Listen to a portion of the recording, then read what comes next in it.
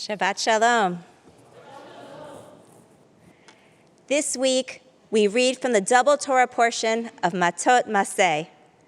It begins by telling us about the decisive victory the Israelites had over the 5 kingdoms of the Midianites. With their military accomplishments, they passed through what is today northeastern Saudi Arabia and encamped on the east bank of the Jordan River, across from the ancient city of Jericho. If you have been to the country of Jordan and stood at this spot, you know that Israel feels very close. Climb up to any hilltop, and you can see for miles into the land of Israel. Indeed, Moses, the leader of the Israelites, who does not have permission to enter the land of Israel, will be commanded by God to climb Mount Nebo, also in this region, to take in a view of the promised land before he dies. At this time, you can imagine the excitement building. The Israelites had traveled in the desert for 40 years. The slave generation died out. A new generation, one that is powerful and unafraid, has risen. And before them awaits their destination, the land of Israel. Can you take in just how momentous the occasion is? They know the stories of their forefathers and how Abraham, Isaac, and Jacob were promised this land for their descendants. They know that here they are destined to thrive and grow, be more numerous than the stars in the sky and the sand at the seashore. So, this request in chapter 32 of the book of Numbers in our Torah portion might come as a shock. We read, the Reubenites and the Gadites owned cattle in very great numbers. Noting that the lands of Yazer and Gilad were a region suitable for cattle, the Gadite and Reubenite leaders came to Moses, Eleazar the priest, and the chieftains of the community and said, the land that God has conquered for the community of Israel is cattle country, and your servants have cattle. It would be a favor to us if this land were given to your servants as a holding. Do not move us across the Jordan River. Standing at the door to the promised land, not having stepped foot inside it yet, 2 tribes, and later 2.5 tribes, ask for permission to settle right where they are, where it is greener, lush, and better for their cattle, outside of the land of Israel. They make this request of Moses and Eleazar the priest. How should Moses respond? How would you respond? Isn't this a punch in the gut to the Israelites? Isn't it a betrayal of God and the Israelite experience? Let's break it down to understand how it's problematic. The Reubenites and Gadites are refusing to enter the land, their destination, what they've been aiming toward for 40 years. In today's world, this might just be equivalent to driving to Orlando and then refusing to enter the happiest place on earth.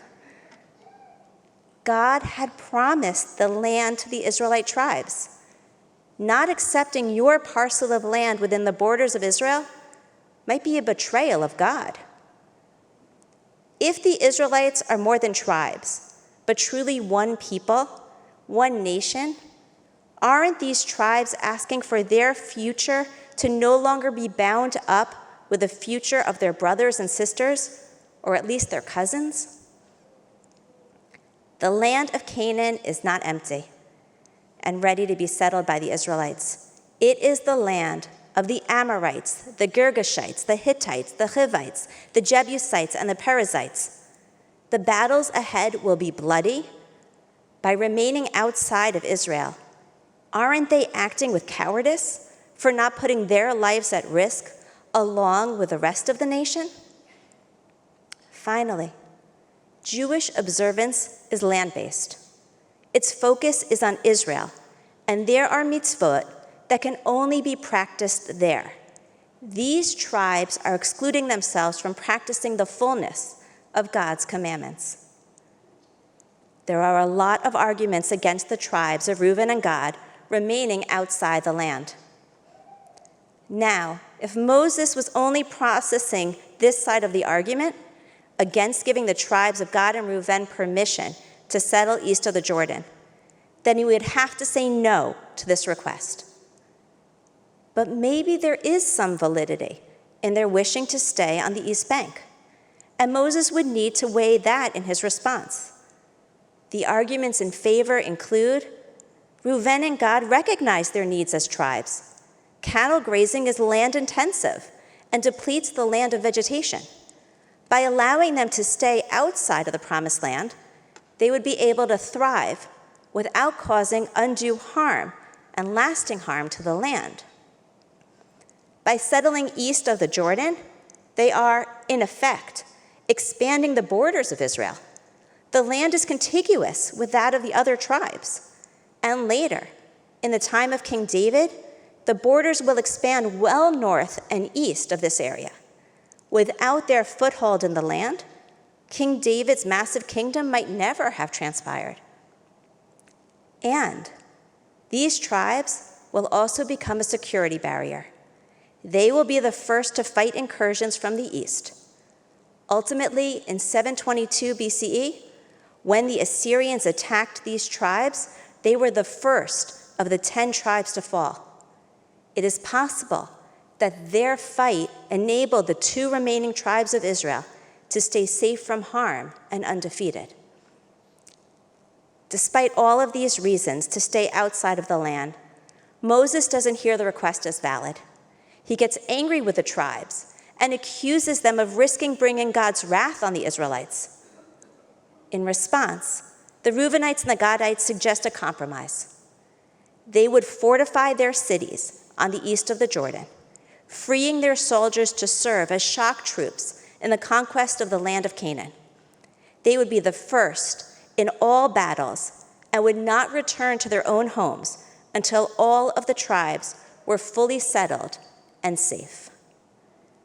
This compromise was approved, and Moses declared, "V'yitem neki'im Adonai Yisrael, v'ayta ha'aretz hazot lachem lachuzah lifnei Adonai." You shall be clear before God and before Israel, and this land shall be your holding under God. What we have here is the very beginning, the origin, the first instance of diaspora-Israel relations. It includes all of the components. 1, who has say over what happens in mainland Israel? Do Israelites or Jews living outside the land have the right to impose beliefs and values on Israel? What are the rights of interested or invested parties who don't live within Israel's borders? 2, who is responsible over Israel's security, both financially and physically? Is it the responsibility of those who live in Israel alone? 3, how should those in Israel relate to those outside of the land? Do they need to honor the values and religious practice of those outside of Israel's borders? Our Torah portion describes a time when those inside and outside of Israel were still under one set of leaders, and the exchange between them was constant. They worked as one unit towards similar goals. They rose together in victories and success, and they suffered at the hands of the same tragedies. Today, reality is very different. Stated in a report by the Reut Group, I quote, "On the Israeli side, there has been a weakening of many Israelis' sense of belonging together with Jews living outside of Israel. And the perception of Jewish identity is gradually becoming more national. These attitudes are strengthened by the lack of knowledge regarding Jewish life outside of Israel. At the same time, on the American side, especially in young liberal and progressive circles, Israel is becoming a polarizing factor in the face of issues related to Israeli state security policies and to religion and state. The attitude toward Israel is largely affected by the American Jews' own identity challenges, which also undermine the Jewish establishment in the U.S. and are accelerated by various factors such as the intergenerational gap and economic and social issues. In other words, the distance between the U.S. Jewish community and Israel is growing. Israel's president, Yitzhak Herzog, sees this widening distance as an equal risk to Israel and to the diaspora. To address it, he launched a new initiative, Kol Ha'am, the voice of the people, the president's initiative for a worldwide Jewish dialogue. This week, I participated in a meeting of this group. The purpose of this initiative is to establish a council that represents all voices and communities in the Jewish world to work jointly to address critical challenges. By crafting dialogue across geographic boundaries on equal footing, President Herzog is asserting that world Jewry needs to have a say in what transpires in our homeland. The message of this effort is clear. From the time of the ancient Israelites through to today, we must maintain our dialogue across the boundaries of the Jewish people. The risk of losing Jewish peoplehood is too great. And if we cannot bridge our divides, it might very well happen. The work ahead is significant, important, and possibly transformational. I wish President Herzog success in this effort. At every opportunity that I am given to contribute to it, I will. I am fully committed. By the way, you and I need not wait for this or any initiative to go forward to begin the process of engaging with Jews outside of our usual circles. We can take this challenge on ourselves. We can engage with Jews here in the U.S. and with those outside of our borders. When we take our summer trips to Europe and more exotic locations, and of course on our travels to Israel, we should take on this responsibility to strike up conversations, learn, and engage with others who approach their Judaism from a different perspective and worldview. We will all grow from these encounters. Our rabbi stated in the Jerusalem Talmud that when we act, we must do so in ways that earn the respect of both God and humanity. The rabbis learned this teaching from the verse in our Torah portion.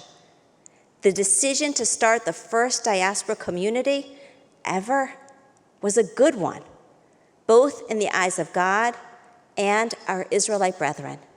V'yitem nekiim me'Adonai Yisrael, v'ayta ha'aretz hazot lachem lachuza lifnei Adonai. You shall be clear, literally clean, faultless, before God and before the Israelites. And this land shall be your holding under God. May our role as diaspora Jews, committed to and seeking a strong future for the Jewish people, be blessed by God and world Jewry alike. Shabbat Shalom.